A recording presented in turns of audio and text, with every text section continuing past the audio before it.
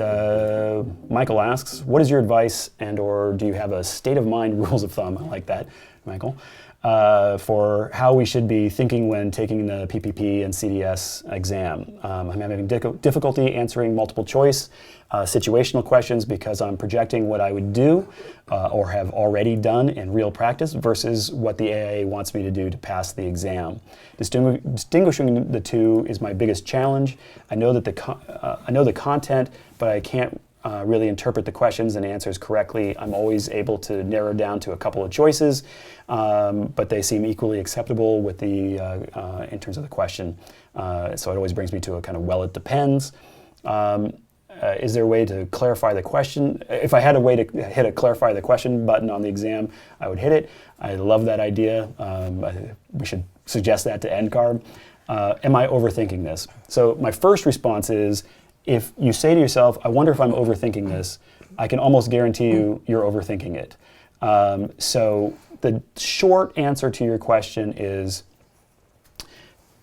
we all work in a real world, but the exam can't really be about the real world because the real world is so real and so different in so many different places. And it's not really the point, right? The point of the exam is to say, this is how contractually things make sense, right? So I'll give you a quick example. In the contracts, it's very clear that the architect's role, if you look at the B101 compared to the A101, which is the contractor's contract, the architect's role is for the design intent. The contractor's role, among a few others, is for the means and methods. It's for actually making that design manifest. So there's all sorts of things that means. One of them is, if there's a safety issue on the site, it is not the architect's role to comment about it or to do anything about it. The site means and methods, that includes how they do it, whether it's safe or not, all of that stuff falls under the contractor's needs, duties. So if you walk onto a job site and there's a big ditch on one side and there's no railing to stop, a temporary railing to stop people from falling into the ditch while they're moving lumber around or something, and you stand there and you say, wow, this is really dangerous, you should put a railing here. Technically, you just usurped the liability for all the safety issues on the site because you became an expert and said, I am now taking over liability of the safety issues on the site by telling you, put a railing here.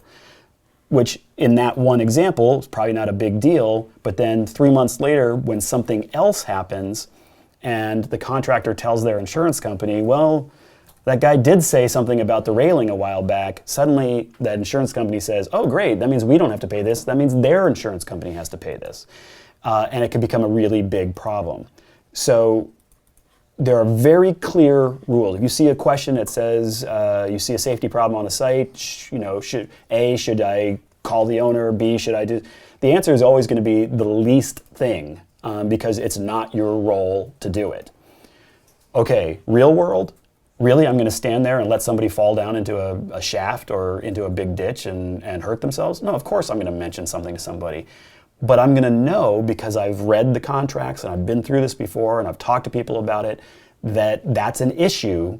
And so I'm going to be very careful about how I talk about it, right? The real world situation, like I'm not going to let somebody get hurt, right? That doesn't make any sense. But it also doesn't make sense to just ignore the realities of the contracts. So that's a long way of getting to, yeah, there is the real world. That is not what the question is about. The question is about how does NCARB and the AIA, and frankly, the lawyers for the AIA, think you should answer the question.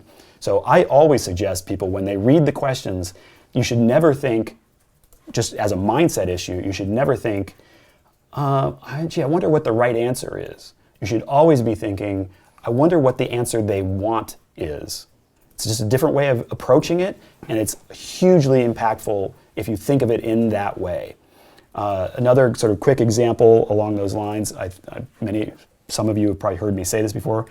I think this is long enough ago that I'm past the statute of limitations. I can actually use this example. Back when I took the exam in the mid-90s, I think 20 years gets us past anything. One of the questions came, it was about a historical question, and it asked about who developed the first